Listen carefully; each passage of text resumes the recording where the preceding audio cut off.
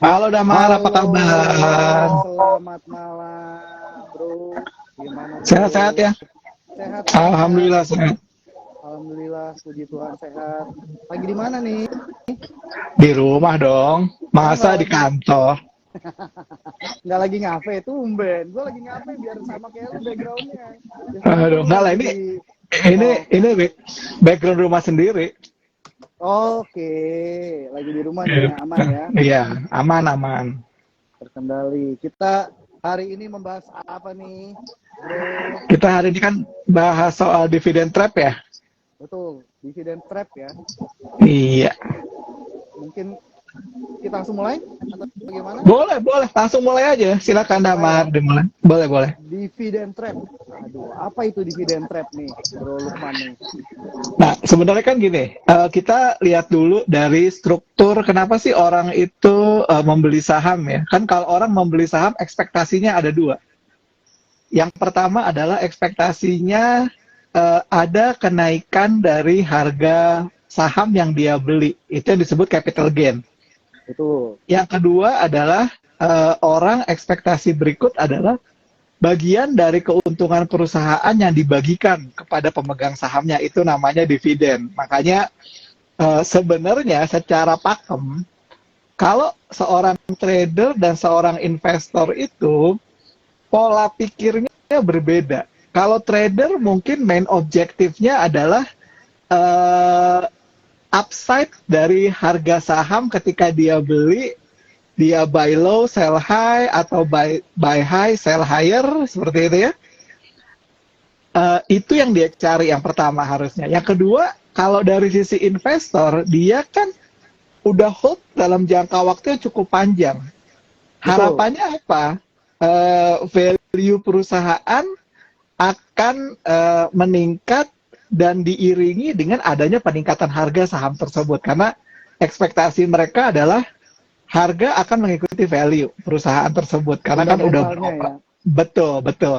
Nah, Betul. di satu sisi untuk karena mereka udah nunggu sekian lama, mereka di reward lah ya sebagai investor, di reward karena satu setia, yang kedua juga mereka tetap believe bahwa saham ini akan punya proyeksi pertumbuhan yang bagus di masa mendatang sehingga Setuju, berhaklah betul. mereka mendapatkan porsi dari laba yang dibagikan. Nah itu sebenarnya secara filosofis. Nah memang tidak bisa dipungkiri bahwa ada juga orang-orang yang ketika mendengar ya sebuah saham akan memberikan dividen, lalu mereka berhitung. Betul. Ya, mereka berhitung. Oh, kalau gue beli sekarang, kemudian ketika saham ini memasuki periode X date-nya atau Betul. periode tidak lagi mendapatkan dividen, gue masih akan tetap memperoleh hak tersebut. Mungkin time Betul. frame-nya nggak panjang gitu, mungkin sekitar 14 hari atau misalnya 10 hari sejak pengumuman dividen tersebut. Nah, Dividen. inilah yang membuat banyak orang terjebak kepada konsep dividen trap. Artinya apa? Ketika harga saham tersebut memasuki X date atau sudah tidak mendapatkan dividen, harganya turun drastis karena apa? Biasanya Orang-orang yang mendekati spread dividennya. Besaran betul, dividen, betul, yieldnya. betul kan orang udah berhitung. Kalau gue beli, misalkan contoh, gue beli di harga 2.800 gitu ya. Kemudian saham ini bergerak sampai ke 4.000 dan gue mendapatkan dividen yield sebesar dari harga beli gue dibandingkan dengan harga dividennya. Nah dia akan Betul. berhitung, oh gue udah dapat sekian, lalu dari harga sekarang dia beli sampai dengan harga X date-nya, gue udah kantongin gain sekian gitu lah. Nah Betul. ini yang membuat banyak orang yang nggak mengerti tentang konsep dividen dan konsep pergerakan harga dari saat pengumuman sampai ke X date, biasanya terkaget-kaget, apalagi beli di come date. Betul, baru beli ketika hari cum date-nya ya. Cum Dengan date-nya itu harapan biasanya gue dapat dividen, setelah itu harga sahamnya sama dengan gue bisa jual di harga yang ketika gue beli atau Nah, mendekati gitu ya Om. nah itu nggak bisa. Makanya banyak orang ada istilah dividend trap. Sebenarnya dividend trap itu bagus atau jelek nggak ada yang bisa bilang Memprediksi ya. bagus. Bukan, nggak ada yang bisa bilang bahwa perilaku tersebut jelek atau perilaku tersebut baik, nggak ada. Sebenarnya ini normal gitu loh. Karena masing-masing orang punya ini sendiri-sendiri, punya objektif sendiri-sendiri dari perspektif mereka, trading kah, Betul. investasi kah, seperti itu. Betul, setuju. Mungkin kalau dari sisi gue pribadi, biasanya dividen trap ini bisa terjadi untuk emiten-emiten yang membagikan dividen yield besar. Betul, Mungkin untuk betul. buat teman-teman semua, kita juga sharing ya Om. Dividen yield itu apa sih? Dividen yield itu adalah besaran dividen per lembarnya ya dibandingkan sama harga sahamnya, betul ya Om ya. Betul. Jadi ada juga emiten yang terkenal membagikan dividen besar secara rupiah, misalnya 10 triliun, 5 triliun, tapi dividen yieldnya kecil karena dibandingin dengan harga sahamnya gitu. Betul. Tapi ada juga emiten yang membagikan dividennya secara rupiah biasa aja, tapi ternyata dividen yieldnya besar. Biasanya besar kecil memang relatif ya. Cuman rata-rata dari pengalaman saya sih 5% atau lebih itu bisa dibilang dividennya menarik, dividen yieldnya menarik ya, atau cukup besar gitu. Nah jadi kalau rata-rata emiten ngasih dividen yieldnya 1-2% mungkin nggak terlalu berasa dividen trapnya. Bisa jadi ya nggak terlalu berasa gitu. Ya. Sebenarnya kalau kita lihat sih gini Damar, sebentar. Sebenarnya kan di bursa sendiri, ketika kita bicara tentang yield atau kita bicara tentang berapa besar dividen yang diberikan, itu kan tergantung juga dari historical. Pertama ya. Setuju.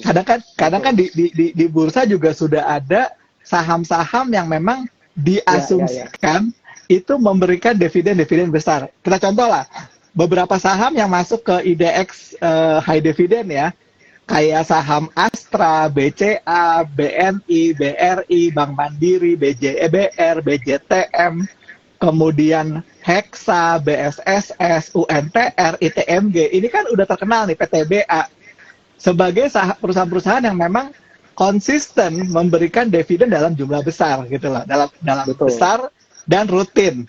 Nah, sebenarnya ketika kita melihat apakah perusahaan itu punya potensi untuk memberikan dividen lagi, kita harus lihat dari Mas Damar katanya suaranya kecil, katanya suaranya Mas Damar. Oh gitu, kok bisa ya? Oke. Untung belum nyanyi nih ya Om. Terus agak feedback dan Damar, gue denger suara lu agak feedback, jadi kayak suara gue kayak masuk ke tempat lu lagi. Oh gimana ya caranya? Tadi kalau lo nggak pakai itu suaranya lebih kedengeran sih menurut gue. Nggak pakai headset. Betul. Oke, gue coba ya. Coba. Halo, lebih jelas atau lebih... Nah ini lebih jelas dan nggak ada feedback. Oke, siap. Mungkin headsetnya yang jelek.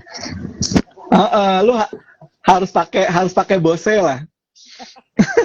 Beliin dong, Om. Beli gampang, nanti gua cuan dari saham apa ya gitu. Nah kalau kita perhatikan kan juga sebenarnya satu kita lihat dari historical, yang kedua juga kita perhatikan dari tambah nggak kedengeran Damar katanya mereka masih kecil gitu. Pakai lagi deh, coba pakai lagi coba. Iya.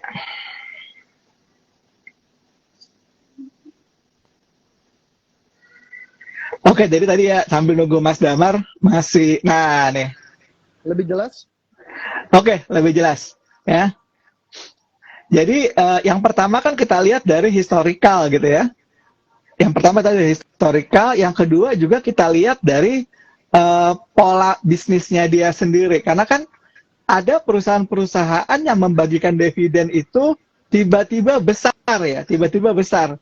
Nah ini biasanya biasanya terjadi di perusahaan-perusahaan yang siklikal bisnisnya. Betul, setuju. Ya? Kayak misalkan contoh perusahaan batu bara, itu kan siklikal ya, gitu ya. Atau perusahaan-perusahaan yang tiba-tiba melakukan corporate action untuk menjual aset. Betul, betul sekali. Atau Ya, biasanya emiten-emiten contohnya industrial ya, atau yang bergerak di penjualan lahan seperti SSCI, ya, BES gitu ya. betul, Jadi ketika dia lagi jual di tahun ini banyak jual lahan, size besar, biasanya dividennya besar nantinya. betul, betul. Nah itu yang pertama dari sisi model bisnisnya sendiri ya. Perusahaan-perusahaan yang memang tiba-tiba bisnisnya siklikal, harga underlying produknya jadi bagus, kayak perusahaan batu bara, perusahaan nikel, tiba-tiba dia naik. Lalu yang Ya, kedua adalah perusahaan-perusahaan yang ada corporate action menjual aset. Nah ini biasanya kalau saya perhatiin tadi ya, perusahaan-perusahaan kawasan industri, perusahaan-perusahaan telekomunikasi, telco juga, betul, ya setuju. kayak Indosat, XL tuh tiba-tiba Ya, biasanya suka ngasih aset, ngasih dividen besar karena mereka menjual BTS misalnya. betul, betul. Nah ini Ada one juga time. itu betul. Nah ini juga perlu diperhatikan. Lalu yang ketiga, karakteristik perusahaan yang punya potensi juga punya trap-trap seperti itu adalah perusahaan-perusahaan yang apa ya, kalau boleh dibilang itu dia melakukan backlog gitu loh. Backlog jadi dalam arti gini, ketika perusahaan tersebut tidak membagikan dividen di tahun Ya, tertentu, kemudian dia accelerate di tahun berikutnya. Ya, oke, ada kan oke. perusahaan seperti itu ya, Ya, walaupun ya, tahun ya, itu ya. rugi, tapi dia bisa membagikan dividen dari akumulasi laba ditahan di tahun sebelum-sebelumnya. Betul, bisa memungkinkan itu, Om, Itu betul. itu bisa yang seperti itu ya. Dan yang keempat, sebenarnya ada satu lagi, ini biasanya perusahaan BUMN Ya, ya. betul. Perusahaan Nah, BUMN. perusahaan BUMN gini. Biasa di akta itu kan ada kebijakan dividen ya, kebijakan dividen, terus tiba-tiba eh, dari kementerian mungkin bisa minta gitu ya, oh tahun ini semua harus setor dalam jumlah tertentu, sehingga yang biasanya ada reserve laba gitu ya, diambil semua, kayak contoh PTBA 100% tahun Ya, ini, tahun betul. sebelumnya. Nah, hal seperti ini yang bisa membuat sebenarnya potensi-potensi ada dividen trap ya. Ya, Jadi buat teman-teman semua sahamologers dan juga star sobat-sobat Samuel. user, sobat-sobat Samuel, itu ketika lihat ada pengumuman dividen, pastiin dulu masuk kategori yang 5 tadi nggak gitu ya, Betul. cyclical, penjualan aset seperti itu. Kalau misalnya ada, harus waspada. Oh kalau gua ngejar belinya di deket-deket tanggal come date atau ex date, ada potensi kena trap. Ya, tapi kalau gue beli misalnya let's say agak jauh sebelumnya, itu akan lebih aman.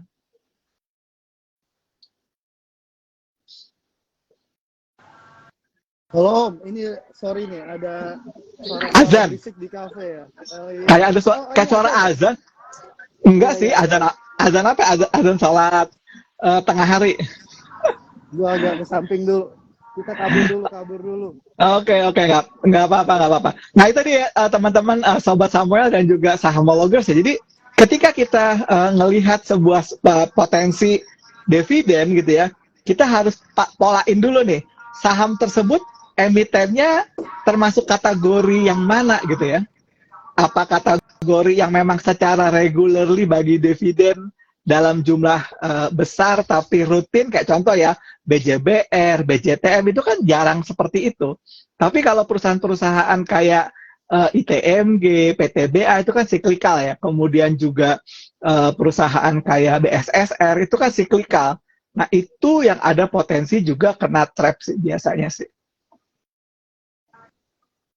Ya, betul sekali, Om. Kalau menurut gue sih dari pandangan yang tadi ya, balik lagi ya, dividen trap ini biasanya bisa kena untuk investor-investor yang trading atau Betul, buat nasabah-nasabah yang lebih ke arah trading. Karena kalau buat investor long term, mereka itu biasanya udah beli nih sama emiten betul, tersebut dan invest di long term.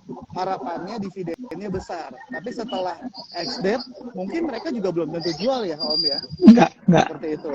Jadi dividen trap ini balik lagi biasanya kena atau bisa bisa membuat nasabah-nasabah retail bisa jadi rugi atau loss.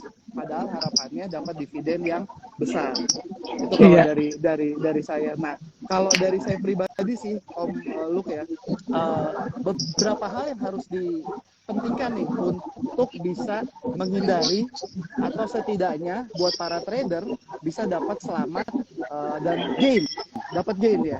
Belum tentu mereka dapat dividennya, tapi bisa menikmati capital gain di periode pengumuman sampai nanti kumdetnya dividennya. Betul. Nah kalau jadi ada juga para trader yang lebih mementingkan gue beli setelah atau sebelum kumdet gue jual gitu.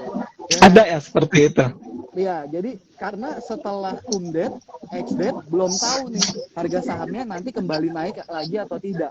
Sedangkan mindset nasabah tersebut adalah trader gitu, bukan investor long term gitu. Nah, biasanya nasabah-nasabah trader tersebut memperhatikan ada 4 hal nih kalau dari yang ada di pemikirannya mereka. Yang pertama, benar kata Om Lukman, cek dulu emiten-emiten yang historikalnya memiliki dividen yield yang besar dan sustain bagi dividennya. Betul. Misalnya, contohnya ada 5 emiten setelah hasil screeningnya. Ada PTBA, ada ITMG, ada United Tractors, misalnya ada Hexa ya, yang terkenal juga. Kemudian ada POWR yang saya ingat tuh salah satu yang dividen yieldnya besar. Nah, setelah dicek historical emiten-emiten tersebut, yang kedua adalah cek dulu laba full year atau laba full tahun lalunya itu besar apa enggak. Kan biasanya pengumuman laporan keuangan tahunan tahun lalu itu sudah rilis ya Om Lukman. Sudah rilis dan bisa dicek tuh, misalnya contoh United Tractors atau ITMG atau PTBA 2022 laporan tahunannya laba bersihnya bagus banget. Wah, ini masuk nih screening kedua nih, ya kan.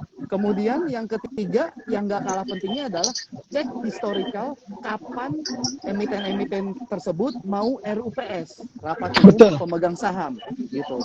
Karena setelah dia mengeluarkan reportnya, biasanya mereka ada RUPS ya Om ya, atau biasanya dibarengin.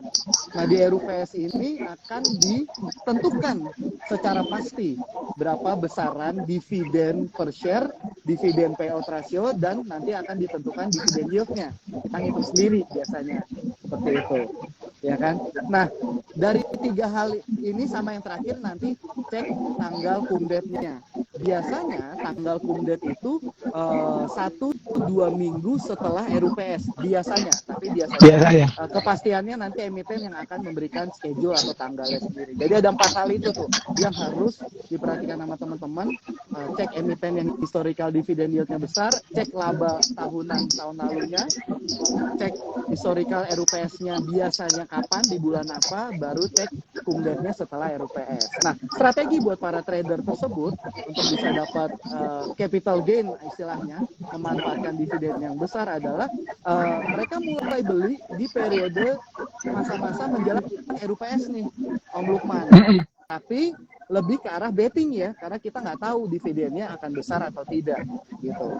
Atau opsi kedua, ketika sudah ada tanggal persis rules-nya 1, 2, 3 hari sebelumnya beli, itu juga bisa termasuk betting. Tapi yang paling pasti adalah teman-teman contoh PTBA ya yang diincar sama ITMG. Misalnya udah diketahui tanggal RUPS-nya adalah 5 Mei sama 6 Mei contoh ya Om. Nah di 5 Mei sama 6 Mei ini nasabah teman-teman tuh jangan lupa pantengin terus berapa besarannya. Ketika sudah ada hasil atau langsung ada di media, bisa juga langsung beli di saat itu ya Om. Itu kan sudah dipastikan dividen yield-nya berapa yang sudah bisa kita hitung sendiri. Nah biasanya mereka para trader itu memanfaatkan momentum untuk beli di sana dan menjelang kumdet, bisa jadi di hari kumdet mereka jual, bisa jadi, atau di H-1 kumdet mereka jual kalau memang ada spread capital gain-nya gitu. Oke. Sebenarnya kalau dari gue sendiri sih ngelihatnya ada 2 periode ya, kita sebut sebagai pre-dividen dan post-dividen gitu ya. Jadi dalam arti tadi yang disampaikan nama Damar itu kan pre-dividen ya, pre-dividen period gitu ya, di mana orang itu betul-betul memikirkan ke kondisi di mana gimana gue bisa memanfaatkan euforia lah kita sebut lah ya, walaupun mungkin nggak momentumnya untuk dividen tadi diperhatiin ya, dari mulai dia historical membagikan dividen, kemudian dia rilis dia punya LK atau kita sebut periode public expose, kemudian periode kapan dia mulai melakukan RUPS, sampai periode dari RUPS itu disetujui disetujui kebijakan dividen yang akan diambil berikut tanggal-tanggalnya. Nah itu kan sebenarnya tanggal-tanggal yang kritikal, di samping memperhatikan come date dan ex date. Nah kalau kita mau bermain di sisi periode kita sebut periode pre-dividen, itu memang kita bisa mendapatkan sedikit gain karena udah di netting sama gain dikurangi dengan ex date periodnya ya. Pada saat kita bisa exit di situ, ditambah dengan berapa dividennya sendiri. Nah, kalau misalnya teman-teman di dalam periode tersebut value-nya itu masih lebih kecil gitu ya, apa yang bisa dilakukan adalah teman-teman bisa membeli membeli saham yang sudah memberikan dividen ketika dia rebound. Ya, ini contoh nih, kita ambil contoh ya. Ketika saham ITMG lah, kita ambil story ya. Ketika saham ITMG ex-date itu sekitar harga 40 ribuan ya. Lalu dia turun sampai ke level 34 ribu. Itu kan sebenarnya udah BEP. Ya. 40 ribu kita beli, 6 ribu kita dapat ya. Itu kan 40 dikurangi 6 kan 34. Nah, sebenarnya kalau kita mau kejar lagi, kejarlah saham itu di post dividen. Pada saat aksi jual sudah selesai, biasanya kan investor-investor lama itu akan ambil barang di periode post dividen. Pada saat dia koreksi lalu naik gitu ya. Misalnya kayak contoh lah, pada saat ITMG misalkan udah turun sampai ke 22.000, terus teman-teman pick up di situ. Atau kasus yang baru terakhir kemarin adalah kasusnya PTBA. Ya kan? PTBA kan dalam 4 hari terakhir ini kan sebenarnya udah naik gitu ya. Nah, ketika dia udah nggak ngebentuk low, kemudian dia juga udah mulai ngebentuk higher candle seperti itu bisa dijadikan periode juga untuk recovery dari recovery dari modal yang mungkin kita expect memberikan gain gede gitu loh. Betul. Ya. Betul. Nah, cuman tolong jangan lakukannya di akun yang sama kalau bisa sih.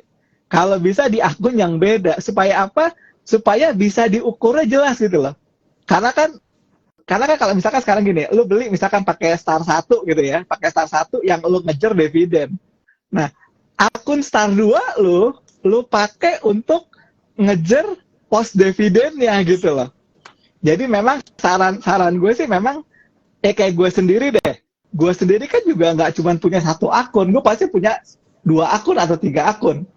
Ada akun buat investasi yang DCA lah, misalkan BCA gue beli tiap periode.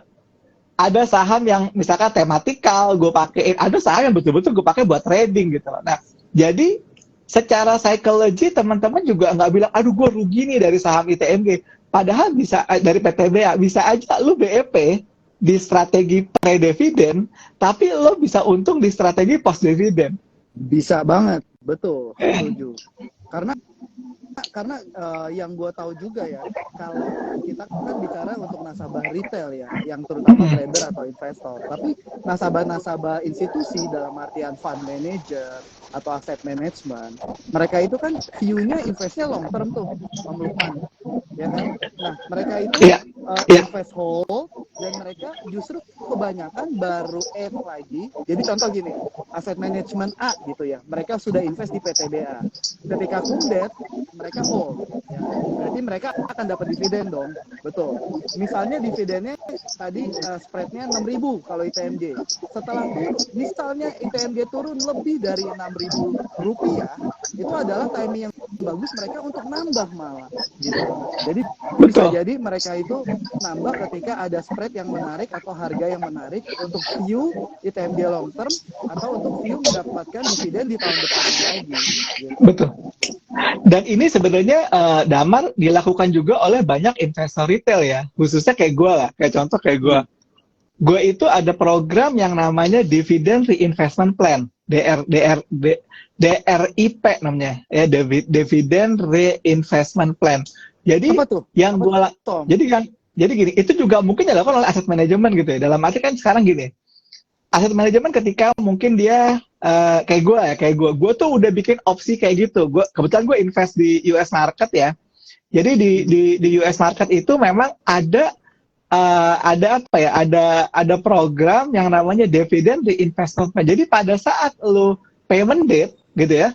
Pada saat payment date misalkan gue dapat nih, gue kan dividend reinvestment plan saham Pfizer ya, atau Apple lah, gue itu, atau yang lain mungkin saham Bank of America gitu ya. Jadi setiap periode payment date-nya Bank of America, dividen yang gue dapat itu langsung dikonversi dibelikan saham di hari tersebut.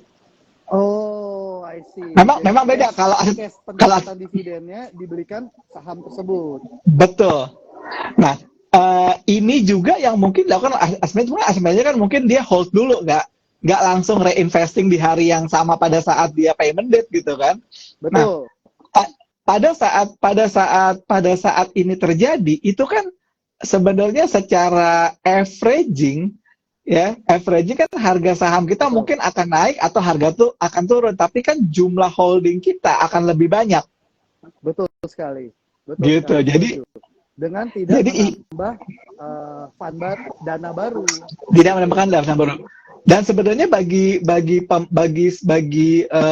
kita dari sisi perpajakan sendiri kan diuntungkan karena kenapa? Pada saat kita mendapatkan dividen kan sebenarnya dividen itu kan dibebaskan pajaknya oleh negara sepanjang dimasukkan lagi ke instrumen yang sama gitu loh. Ya. Jadi buat gue sendiri harusnya pola ini itu akan membuat kita punya kekhawatiran soal dividen trap sih harusnya bisa tereliminasi sedikit deh gitu. Betul sekali. Memang untuk view yang investor ya atau long term, dividend trap ini malah bisa menjadikan opportunity buat mereka menambah investasi atau menambah bobot di emiten. Betul banget itu. Cuman memang kan sekarang gini ya. Ini kita ambil contoh lah ya. Ini yang bakalan kejadian ini mungkin RUPS-nya Astra bulan depan ya. Karena kan beberapa perusahaan itu kan sekarang udah udah bulan Juli. Artinya kan half 1 udah selesai.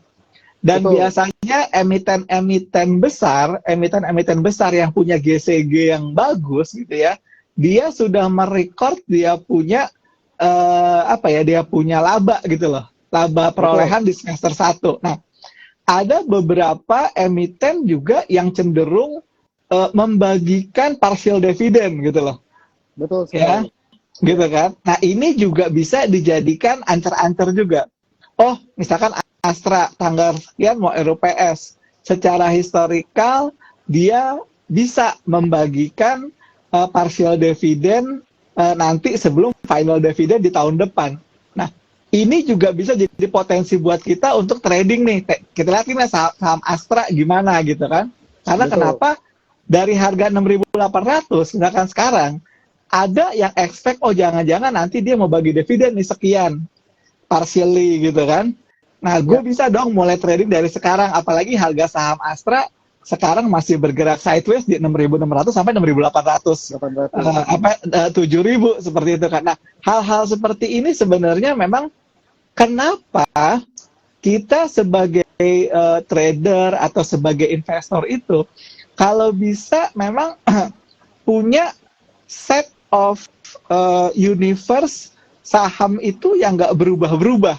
Kayak contoh lah ya, kayak contoh lah, misalnya contoh, oh saya hanya trading di saham-saham tertentu, misalkan saya hanya trading saham film, saham raja gitu ya, saham Astra, NSSS seperti itu kan, ya kan? Nah, kenapa?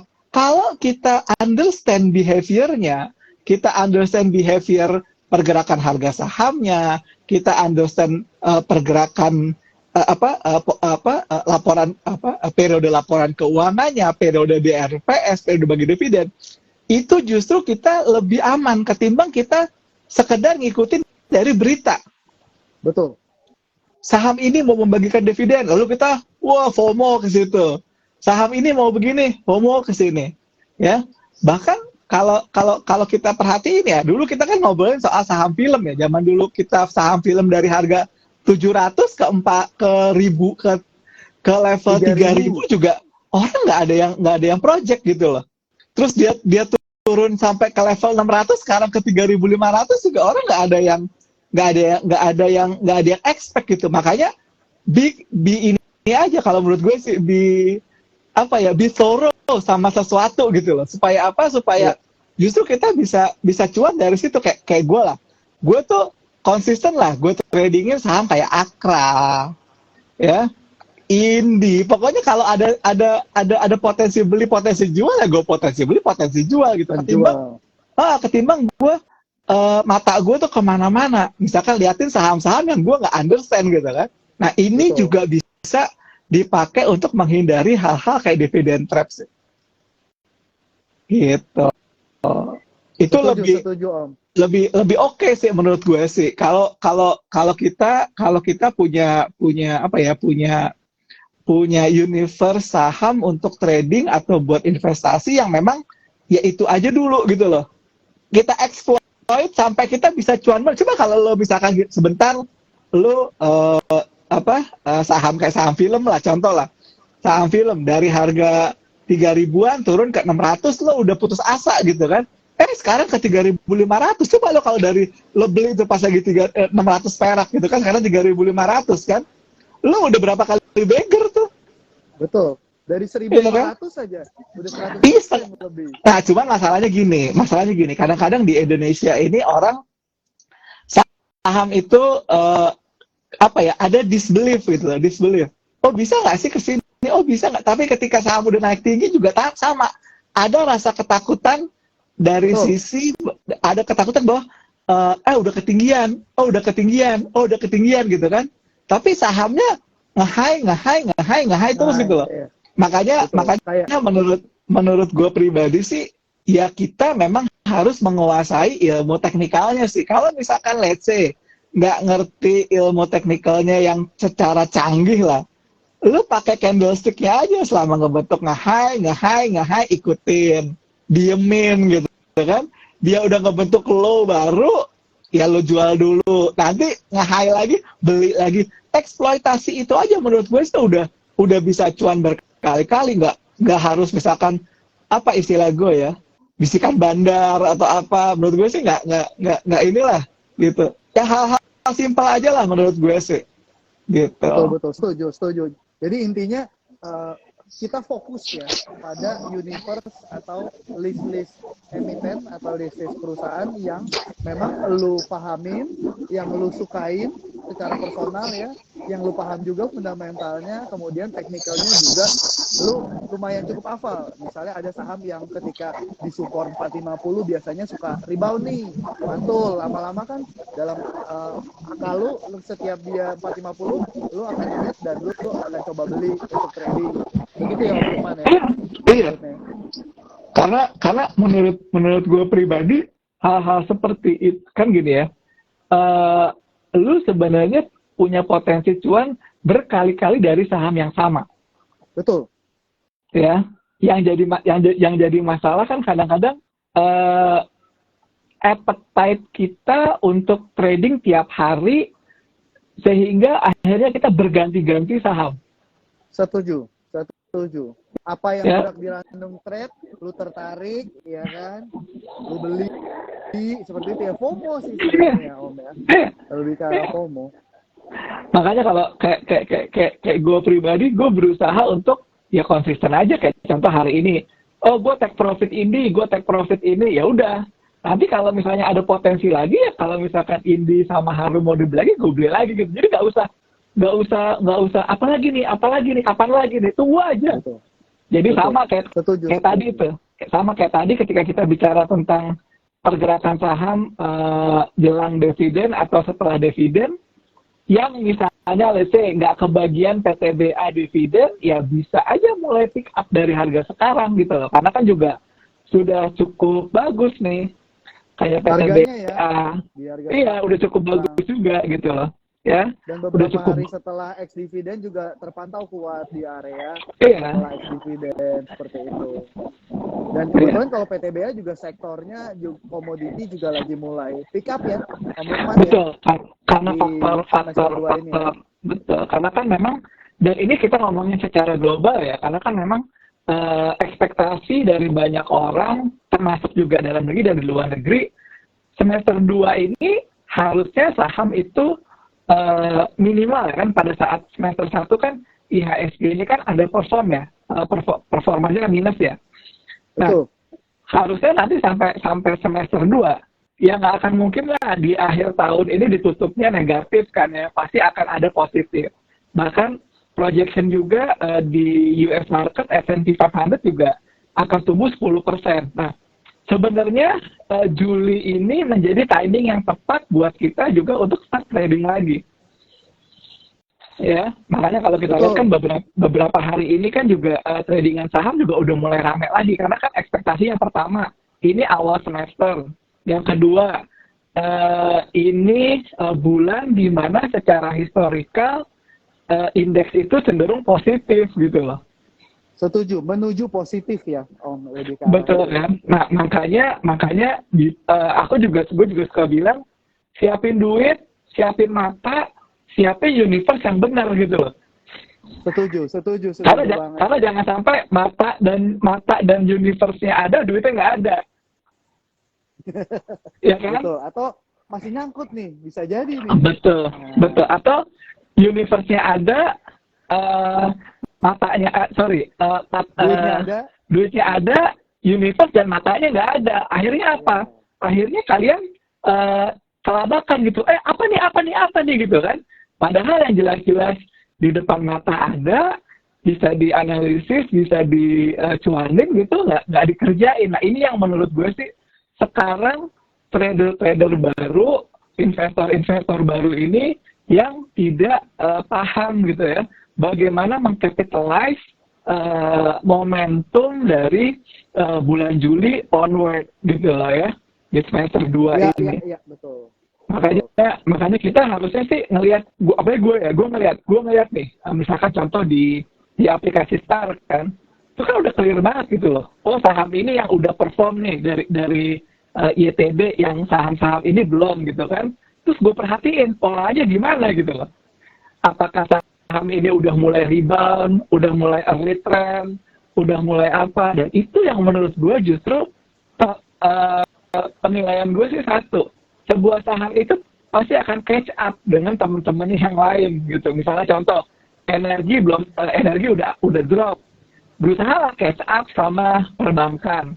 Bank digital dulu ngedrop, bank konvensionalnya udah naik, ini pasti akan catch up. Makanya gue bilang kayak Arto, kayak BTPS kan gitu, BTPS udah mulai naik lagi gitu. Nah, ini yang menurut gue sih harusnya semua orang understand gitu loh, bagaimana itu. Dan beruntung banget sekarang kan ya, lu juga mengedukasi, gue juga mengedukasi. Harapannya apa, saham-saham itu bisa naik gitu loh. Setuju, setuju. Kalau dari pendapat gue pribadi sih ya, semester 1 ini kan kita atau IISG bergerak cukup anomali ya, Om Lukman ya. Biasanya Januari, Februari, Maret IISG bergerak naik, hari di tahun ini memang agak berbeda ya. Memang lebih ke arah ditakutkan resesi global sih. Awalnya kan dari situ ya Om Lukman. Betul. Kemudian suku bunga yang tinggi seperti itu. Tapi kalau kita mengacu atau berita dengan proyeksinya di Amerika suku bunganya mulai ditahan seperti itu ya Om Lukman. Di Indonesia juga masih mengejar growth atau GDP di tahun ini. Ya besar harapan kita di semester 2 ini memang IISG mulai bergerak atraktif lagi seperti itu. Apalagi kita menjelang tahun depan, awal tahun kan pemilu ya Om Lukman. Jadi ada appetite tersendiri buat investor, baik kita investor dalam negeri ataupun investor asing nih dalam berinvestasi di IISG. Harapannya di semester 2 ini sih mulai terlihat sih Om Lukman ya. Gitu. Ya, tadi gue kebetulan hari ini gue ikut sebuah event di bursa. Jadi memang banyak harapan di semester 2 ini saham-saham equity market ya itu akan bagus. Yang pertama adalah faktor dari akan lebih atraktifnya yield dari equity market gitu ya. Yieldnya akan lebih bagus sekitar 7,6% ketimbang yield dari bond yang cuma 6,3%. Yang kedua adalah banyaknya level cash ini nih ya. Karena kan lo lihat sendiri ada periode sebelumnya ya, ada THR, gaji 13 seperti itu ya. Dan ini kan mengendap di sistem perbankan. Dan ini harusnya kalau misalnya bisa di-employ untuk dimasukkan di equity market, kita bilang bahwa Juli ini adalah kesempatan buat lo melakukan trading, mendapatkan duit seperti itu akan menjadi penarik di semester kedua. Dan yang ketiga adalah mungkin kebijakan fiskal yang akan juga meningkatkan domestic growth sendiri gitu loh, konsumsinya. Setuju. Dan ini sebenarnya akan menguntungkan beberapa sektor tadi yang seperti lo bilang, udah mau dekat pemilu gitu kan, dan biasanya kalau mau dekat pemilu itu sektor apa sih yang akan naik gitu kan? Yang pertama mungkin orang akan bilang ketika mau pemilu kan biasanya tuh konsumer juga akan naik, konsumsi akan naik ya. Kemudian konsumsi masyarakat lah yang diharapkan digenjot untuk pemilu ya. Betul ya, kayak contoh lah kayak bansos kayak itu kan semuanya semuanya konsumer. Jadi mungkin saham-saham yang berbasis konsumer, perusahaan-perusahaan yang misalnya punya produk yang bisa directly consume itu akan cukup tinggi. Yang kedua adalah saham-saham yang dikaitkan dengan sektor komunikasi.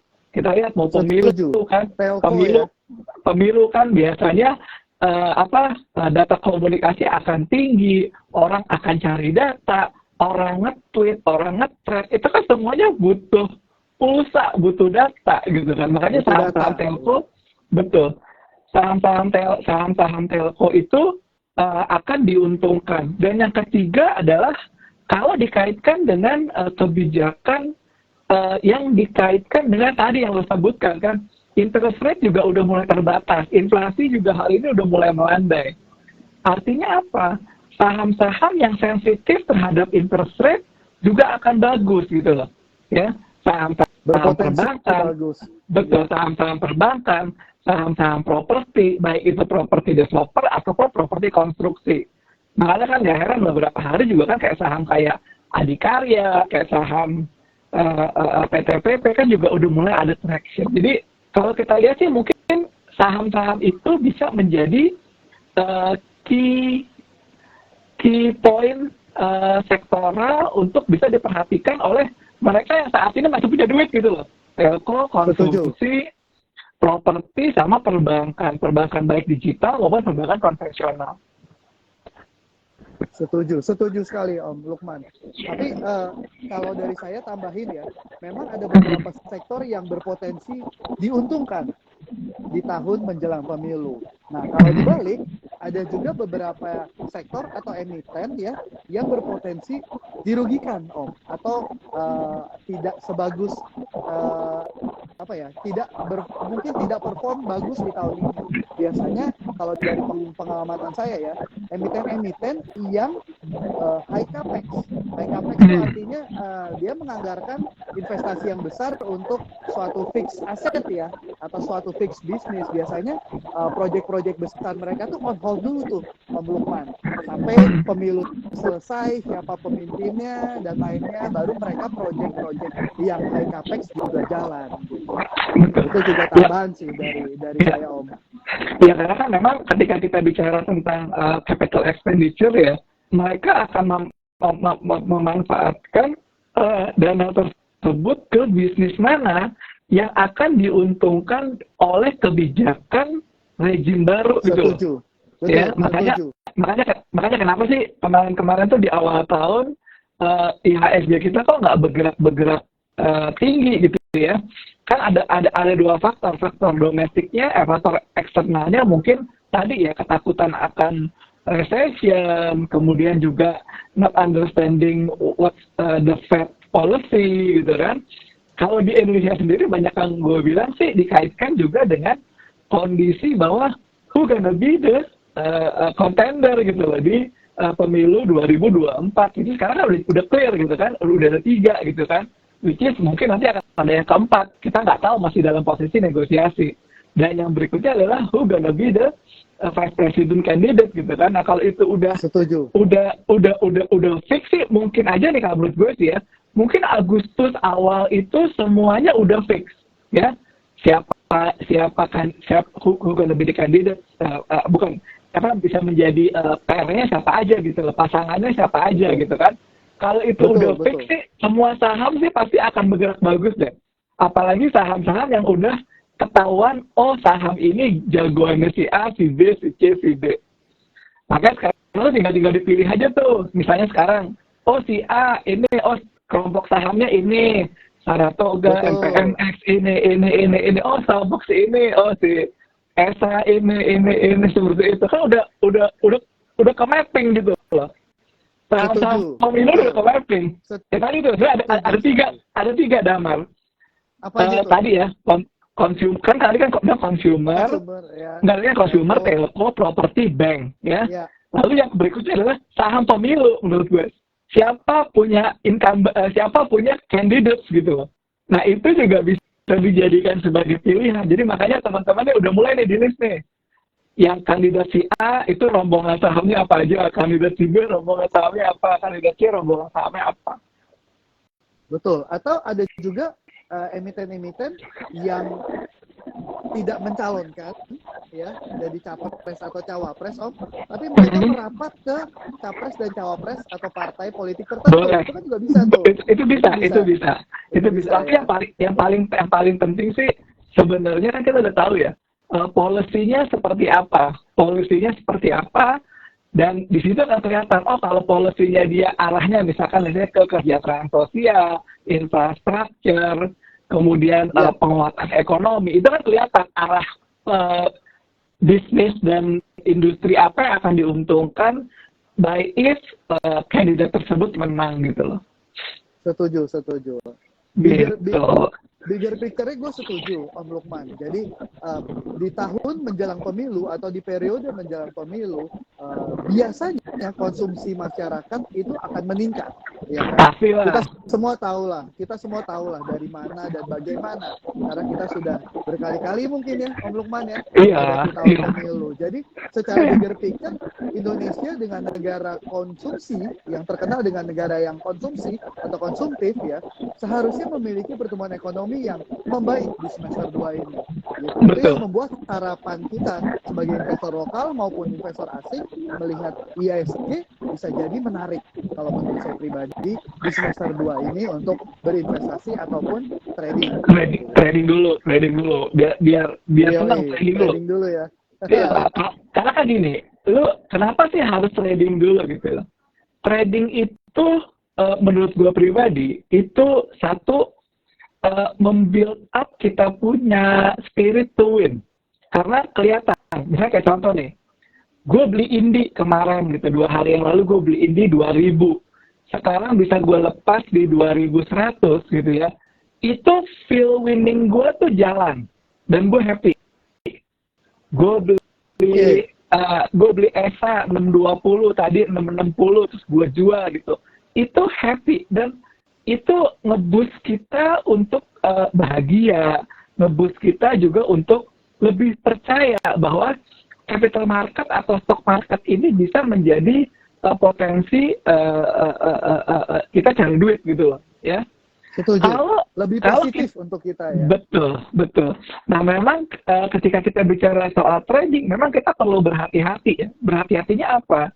Berhati-hatinya pilihan sahamnya harus clear. Dan kalau gue bilang kan juga kayak di Samuel, di tempat gue juga di sahamologi, itu kan kita selalu memberikan petunjuk gitu loh. Saham-saham apa yang bagus, saham-saham apa yang oke, saham-saham apa yang ya kayak gue lah ngeliat lah saham film lah dari sejak level harga 1.700, 1.500 itu kan udah wheel udah sounding, kemudian juga di story juga udah ada NSSS dari 160, 170 sampai 200. Betul. Kan kalian juga kita udah kasih arahan gitu kan. Cuma kadang-kadang orang kan kadang-kadang enggak deh. Harusnya itu diikutin aja. Kemudian lu cuan gitu kan, lu pasti happy. Dan the doubt itu akan hilang dengan sendirinya. Dan lu nggak akan berpikir negatif gitu. Makanya menurut gue pribadi, start trading small capital dulu, small income, small modal dulu deh, modal kecil dulu. Small money ya. Iyalah. Kemudian jadikan itu sebuah kebiasaan, maka lu akan merasa happy. Dan ketika marketnya kayak sekarang di Juli gitu ya, bagus gitu ya, marketnya lagi bagus, lu juga udah punya familiarity, lu bisa tambah modal lu, cepet. Dan lu udah bisa ngerti resikonya, ngerti ininya, nah ini yang kadang-kadang mungkin kita sebagai orang yang terjun di capital market ini suka ya gitu deh, dikasih tahu nggak percaya, tapi giliran saham udah naik terus masih bisa dibeli nggak gitu, mereka udah mau take profit gitu kan. Betul, setuju. Seru nih. Memang tadi gue lupa nih Om Lukman. Tadi lu sempat bahas bahwa seperti Om Lukman contohnya, lu punya beberapa account, ya kan? Betul. Beberapa account itu memang punya kegunaan atau fungsi masing-masing. Ada satu account lu untuk investasi, ada satu account lu untuk trading, gitu ya Om ya. Betul. Ada satu account lu untuk apa? Satu lagi Om tadi. Jadi gue punya 4 akun. Ada satu akun gue itu yang khusus untuk IPO. Oke. Ada satu akun yang khusus buat IPO ya. Gue beli NSSS, gue beli VKTM, sekarang gue beli Teguk kayak gitu kan.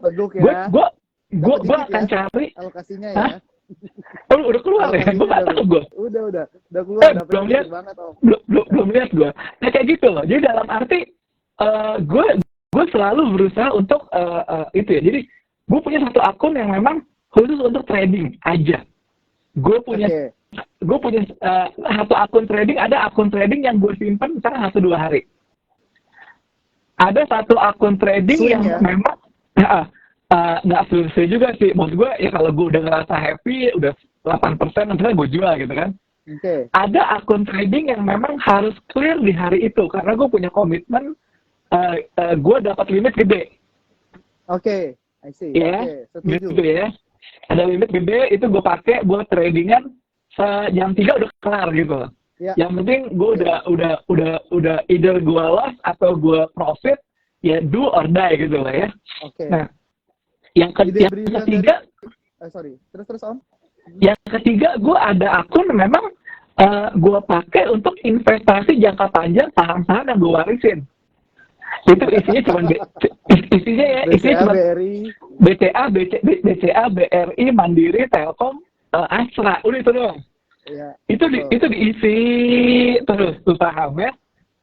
Lalu gue punya satu klaster saham lagi, akun lagi yang memang gue pakai karena gue bukan betting sih, dalam arti gue punya overview tentang uh, electric vehicle.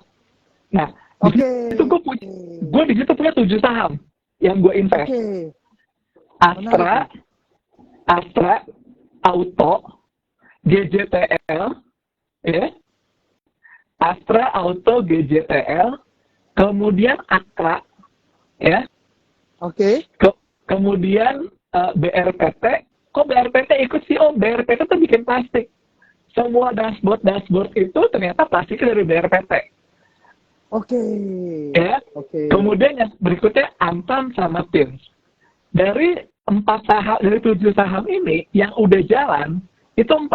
Astra, Auto, makanya ketika orang-orang sharing GJTL cuan-cuan banyak, itu gue udah cuan 80% gue GJTL. Karena gue udah invest dari lama gitu kan. Auto juga ketika orang share gue udah cuan 100% lebih gitu kan. Karena gue betting sama electric vehicle. Yang belum jalan itu tinggal Pins, Antam sama BRPT. BRPT ketahan gitu. Gue terus akumulasi gitu kan. Nah, jadi gue begitu ya. Makanya gue juga ketika orang sharing, woi gue cuan di GJTL, gue juga cuan. Orang cuan di auto ya gue juga cuan. Udah lama gue punya kan. Orang mau trading harian ya gue juga ada. Orang mau trading saham IPO, PKTR, NSSS, gue ada gitu kan. Tapi juga gue bedain semua sih. Iya, poinnya adalah dengan pemecahan 4 account tersebut, lu lebih bisa fokus dan tahu account mana buat trading, buat invest, dan account mana buat yang sektor yang lu suka ya Om. Karena kebanyakan investor yang terjadi adalah lu cuma punya satu account, ya kan? Terus ada saham yang lu tradingin, ada saham yang lu invest, nanti at the end of the day tuh lu bisa lupa atau ketuker atau salah dalam manage portfolio itu. Jadi dengan beda account itu lebih baik tuh sebenarnya. Nah, ya, kalau di Star ya, di Samuel Sekuritas ya, lu satu nama Om Lukman gitu ya, satu SID, lu bisa buka 2 atau 3 account. Jadi MDN-nya beda tuh, lu bisa mapping lah yang account MDN satu buat trading, satu buat invest, atau satu lagi buat yang kayak Om EV ya, di future. Iya, ini kayak contoh lah, gue hari ini di akun A gitu ya, di akun A, gue itu baru beli saham Akra untuk trading, ya. Baru beli saham Akra, mungkin 3-4% gue jual gitu kan. Tetapi di akun gue yang electric vehicle, gue udah investasi Akra dan return gue udah 53% gitu loh. Jadi itu nggak gue utak-atik gitu loh, gitu. Dia mau turun, mau naik, gue nggak utak-atik gitu loh kan. Gitu. Jadi memang ketika kita mempolakan bahwa gue punya saham A, B, C, gue punya saham pairingnya di akun yang mana, itu akhirnya gue nggak peduli gitu loh. Saham itu mau naik kayak, mau turun kayak, mau cuan berapa persen kayak gitu kan, kayak GJTL ya. Mungkin kalau kita mau tradingin, mungkin saham GJTL ini harus sudah gue jual, tapi kan gue enggak lah, tar aja lah, orangnya juga saham electric vehicle juga belum booming di Indonesia gitu kan baru ribut peraturannya, belum terjadi sales yang besar seperti itu.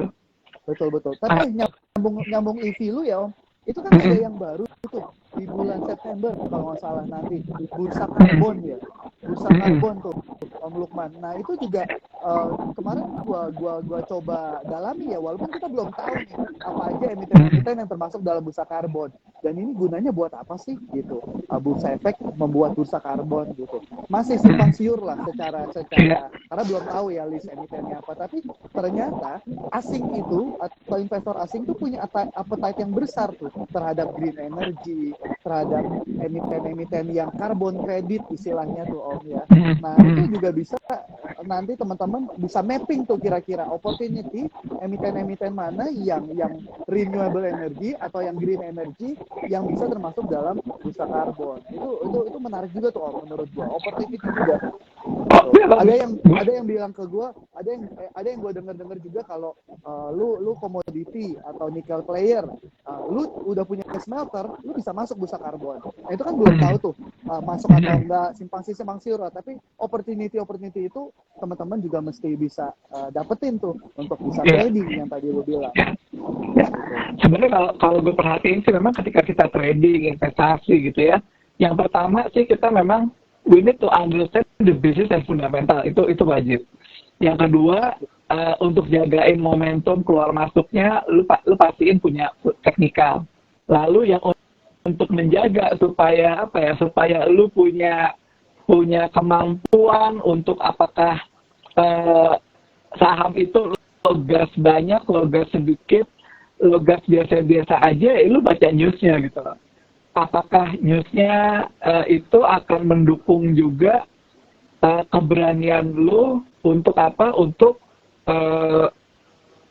ngegas banyak atau ngerem sedikit gitu. Ya, betul, setuju. Jadi lo lagi megang saham apa lo? Wah, gue itu Om, kalau gue tanya gue pribadi ya, bursa karbon itu menurut gue mungkin nggak langsung ya, tapi kedepannya bisa jadi bagus tuh appetite-nya. Dari gue pribadi view-nya, walaupun kita masih simpang siur ya. Jadi emiten yang renewable energy itu bersinggungan juga loh Om, renewable energy sama EV sektor yang lu bilang tadi ya kan. Kemudian company apa yang kira-kira bisa masuk bursa karbon yang commodity player ya, bisa untuk trading. Kita sambil memanfaatkan momentum seperti apa sih nanti September ketika sudah buka bursa karbonnya. Itu jujur dari pendapat gue pribadi, itu yang lagi gue perhatiin sih. Emiten yang potensi bisa menjadi atau masuk di indeks karbon ya, atau apa ya kemarin gue bursa karbon sih ingat gue namanya. Bursa karbon. Iya. Kalau gue sekarang sih yang betul-betul lagi gue pegang ya, yang masih gue pegang sih LSSS gue masih pegang. Iya itu wajib itu ya. PKTR gue masih pegang, ya. Terus saham cuan gue masih pegang, ya. Gue masih pegang. Itu untuk yang ya agak-agak gue pegang dulu deh. Gue bilang gitu kan, gue apa-apain dulu deh. Apalagi kayak NSFS, kemudian kayak PKTR, gue masih beli ini masih punya story lah. Apalagi PKTR, gue masih itu nggak punya story. Terus kalau ya kan karena kan dia juga kerjasama sama BYD seperti itu kan, jadi gue juga percaya deh. Terus juga Transjakarta juga mau nambah armada EV dan lain-lain, itu gue masih beli. Terus kalau untuk tradingan sih, gue sekarang lagi megang Akra, baru beli hari ini, baru beli ESA kemarin, sama baru beli ESA, itu juga tim gue di Samologi juga gue suruh assist untuk itu, ESA, Akra, sama satu lagi itu, tadi gue mau beli Adi ya, cuman bitnya kecil sih, jadi gue nggak jadi ya. Oh iya, bit overnya memang bit overnya tipis sih kalau Adi itu, jadi makanya gue nggak bisa ngasih ke orang-orang. Dan gue biasanya setiap hari sih gue share juga di sosial media gue gitu, gue beli apa, gue jual apa. Itu gue beli beli MAPI gue, walaupun udah agak lumayan tinggi sih MAPI, tapi gue masih percaya dia masih bisa di ke-9. Bagus loh, dia baru rebound ya. Betul, makanya gue sih ekspektasi gue sih kan dia udah ngeload cukup lama ya. Ya hopefully sih balik ke 1.900 sih mau gue jual di arah situ sih. Emang nggak sampai ke berapa gitu kan, ini ya manfaatin tren kecilnya aja gitu loh, gitu. Tapi kalau itu untuk kecilnya ya. Itu untuk trading gue masih pegang itu ASA, MAPI, Akra. Itu. Kalau gue sih yang tadi berhubungan sama carbon credit ya, gue bettingnya tuh lagi di Arko sama Kin sih. Kalau kebetulan gue udah sebulanan pegang lah. Pengen coba kayak apa sampai nanti September, apakah masuk, apakah seperti itu. Itu yang ada di pikiran gue. Kemudian kalau trading tuh gue lagi di Harum ya. Harum. Gue tadi gue lepas gue. Oh, Udah gue lu lepas lepas. Gue hari ini di bawah 16.30, 16.35 1.600 tadi gue lepas. Oke. Gue nungguin di bawah 1.600 sih ya. Biasanya apa ya? Menurut gue bagus 1580, 1.600 harum. Kemudian untuk trading juga yang tadi pagi menarik tuh Alfamart ya. Gue lihat hari ini ada AMRT bersih ya. rebound. Iya, AMRT itu juga di sisi gue menarik. Kemudian ada Cepin Japo ya, kalau Japo memang udah agak tinggi ya Om. Cuman gue lebih suka juga saham yang udah uptrend, kemudian ada 1-2 hari koreksi seperti Cepin gitu. Besok gue liatin lagi kalau bisa ada koreksi dikit lagi, mungkin gue mau coba Ya, trading buy sih. ya dia kan belum, dia juga secara ini kan dia belum break dia punya trend line minornya kan ya. Kayak Cepin masih Setuju. oke lah. Cepin masih oke buat di iniin. Nah memang kalau gue lihat sih beberapa saham harusnya buat semua yang lagi nonton acara ini, yang live ini, tolong deh di bulan Juli konsentrasi untuk trading dulu deh, ya. Karena ini banyak Setuju. banyak banyak momentum, banyak kesempatan, kemudian juga banyak berita, katalis juga nggak terlalu banyak yang aneh-aneh gitu ya. Bahkan justru mungkin akan banyak banyak surprising factor gitu. Jadi menurut Bibo, menurut gue kalian coba luangin waktu minimal di penutupan sesi 1, jelang penutupan sesi 2 itu dilihatin aja saham-saham yang memang oke untuk dibeli atau untuk di tradingin ya. Lalu pasang aja tuh kalau udah dapat gitu ya. Jangan terlalu jauh-jauh masang targetnya teman-teman ya. Yang penting ya. dua hari muter duit gitu loh. Ya. 2 hari muter, 2 hari muter, 2 hari muter gitu. Karena kalau misalkan diketepin terus, kecuali kalian tahu ya, misalkan oh saham ini masih jauh story-nya. Kayak tadi Ibu pegang SSS itu kan udah terpisah gitu, akunnya udah terpisah gitu. Nah itu baru dijagain deh gitu ya. Tapi kalau misalkan buat trading seneng-seneng gitu ya, dapat 2-4%, 4-5% aja sih seneng lah. Bunga deposito juga segitu, kalau bisa dapat 4-5% 2-3 hari sih, harusnya teman-teman bisa lebih konsisten gitu loh. Tadi nih ada cewek yang japri gitu, alhamdulillah om kata gitu, bisa 15% sebulan, kita seneng gitu loh dengan kabar kayak gitu. Dan itu cuman ya apa nih yang lagi ramai om gitu kan, kayak gitu. Om beli apa kan, lihat IG gue tuh, lihat IG gue, makasih om udah cuan harum, makasih om udah cuan indie gitu kan. Nah, jadi teman-teman pastiin ketika nanti mau trading, dibaca tuh daily rekomnya Samuel di pagi, di siang hari gitu kan. Atau lihat gue punya jurnal trading gue. Di situ gue bener-bener sih kalau gue cut loss, gue bilang cut loss gitu kan. Dan gue unjukin gue cut loss saham ini gitu kan. Lebih bagus gitu cut loss cepat ketimbang lu harus nunggu saham ini sampai turun 50% gitu. Balik lagi, ketika kita trading, kita harus punya trading plan dan disiplin. Betul. Itu gampang diucapkan, tapi mungkin nggak gampang dilakukan tuh. Dan gue setiap bulan sendiri, gue itu selalu clean position gitu, clean position. Jadi dalam arti misalkan nih kayak Juni kemarin akhir bulan udah gue habisin gitu kan. Juli gue restart lagi, beli apa lagi, jual apa lagi gitu. Jadi nggak ada beban gitu loh, nggak ada beban, kecuali memang tadi ya saham-saham yang memang gue punya posisi bahwa saham ini mau gue hold misalkan 1 tahun 2 tahun atau 2 tahun 3 tahun seperti itu, kayak gue pegang GJTL, gue pegang Auto, gue pegang Akra, gue pegang Astra gitu kan, itu kan cuannya udah 100% gitu kan. Nah hal seperti itu yang memang harus kita bedain. Setuju sekali om. Oh ya, satu lagi tuh INKP juga gue lihat setiap dia uptrend, dia ada sideways sekitar 5, 6, 7 hari uptrend lagi. Itu mungkin bisa diperhatiin juga ya untuk trading ya. Betul. Bisa jadi tuh. Tadi gue lupa. Gue tadi juga lagi perhatiin INKP lagi tuh. Cuma masalahnya kan INKP ini kayak apa ya? Kayak saham-saham DCA gitu kan, nggak semua orang bisa ngikutin harganya gitu kan, lotnya Ya, gitu. betul. Nah, kalau Harganya 8 ribuan ya, betul. nah saran dari gue sih kalau misalnya kalian mau trading atau apa, carilah yang di bawah-bawah 2000. Nah, sebenarnya gini, ini ada trik lagi nih kalau buat yang trading ya, yang buat trader ya. Cari juga saham-saham yang memang ada di boundary, di border. Misalnya contoh, kalian beli Indi pada saat harganya di border antara 1.900 something gitu kan. Nah, ketika perubahan fraksi, itu biasanya saham itu akan cuannya lebih gampang. Setuju.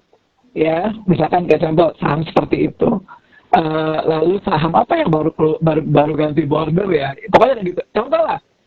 Ada saham yang contohnya NSSS deh, NSSS deh, ya, ganti border deh. Itu kan ganti dari ratusan ke 200-an ya. gitu kan? Kan dari 200 dia kan fraksinya 2. gitu kan? Justru sekarang yang lagi gue tunggu sebenarnya lagi gue tunggu ya. Semoga aja ada yang ngedenger gitu kan. VKTR ganti fraksi kalau gue sih. Makanya gue sih sebenarnya VKTR sih gue masih terus liatin ya. Kapan gue mengambil posisi lagi, karena kalau nanti dia udah gue cerita gini, story-nya dia bisa kayak NSSS, ganti fraksi 200, lu cuannya gede banget. Setuju. Ya kan? PKTR tuh tapi banyak yang mungkin kayak seperti saya nih, pengen nambah atau pengen ngambil lagi, tapi merah, kok nggak merah-merah ya Om Lukman? Kapan sih PKTR itu merahnya ya? Kalau menurut gue saham-saham gini sih dicicil-cicil aja sih menurut gue sih. Betul. Jadi kita emang nggak bisa ngambil posisi gede, karena kenapa? Secara teknikal PKTR ini kan memang insight barnya gede banget ya sejak tanggal IPO ya. Dia kan pada hari pertama kan dari cepet ke 135, itu kan insight bar, ya kan. Kemudian dia naik lagi di tanggal 4 Juli kan insight bar lagi. Nah sekarang kan insight bar. Kalau gue sih prinsipnya gini, selama PKTR di antara 117 sampai 124 gitu ya lo beli aja deh gitu loh. Selama 115 buat gitu dikumpulin aja deh gitu kan. Nah kalau dia udah break 135, lu bisa expect dia bisa ke 200. Kalau gue pribadi ya, kan nggak semua orang berani megang PKTR. Orang pas gue cerita PKTR aja dibilang enggak deh bakri gitu kan ada seperti itu. Nah sebenarnya kita betul kan, kita kan harus bisa being fair aja gitu, dalam arti kenapa ya kita liatin pergerakan harga sahamnya aja, nggak usah punya prasangka gitu loh. Ya betul. Nggak salah sih Om, karena kan setiap investor atau setiap nasabah itu punya view masing-masing, punya constraint juga masing-masing gitu. Betul. Tapi yang Om Lukman bilang juga benar gitu. Kita tidak bisa terlalu sentimental. Gue nggak suka saham ini, tapi nanti 2 tahun 3 tahun lagi bisnisnya menarik, lu gigit jari lu, atau misalnya istilahnya makan omongan sendiri gitu ya Om ya. Itu juga. Makanya kita ngelihat kita trading yang bisa kita lihat dan bisa kita analisa aja deh. Jangan trading yang nggak bisa kita lihat dan nggak bisa kita analisa. Kalau kita seperti itu pasti susah juga. Dan itu yang membuat gue juga bisa bertahan 20 tahun masih tetap di saham ya, karena ya gue beli apa yang gue bisa lihat aja gitu. 20 tahun terus ya Om Lukman ya. Ya enggak, kadang-kadang juga rugi gitu kan. Cuman kan ya secara konsisten aja, secara periodically I'm still happy gitu. Gitu. Betul Om. Udah lo pulang kan? Damar udah malam. Semester 2 ini siap. Jadi garis besarnya semester 2 ini besar harapan kita ISG mulai atraktif ya. Om Lukman yang menarik ya. Gue percaya banget. Sama, setuju gue juga. Siapin duit ya teman-teman ya. Siapin duit, siapin waktu, siapin mata. Siapin mata. Jangan lupa ikutin Samuel buat dapetin stock pick, pakai sahamologi buat tahu kapan sinyal beli sinyal keluarnya gitu ya. Betul. Itu aja sih. Teman-teman ya. Thank you semua. Thank you semua, thank you teman-teman, thank you Om Lukman. Thank you, bye-bye. Selamat.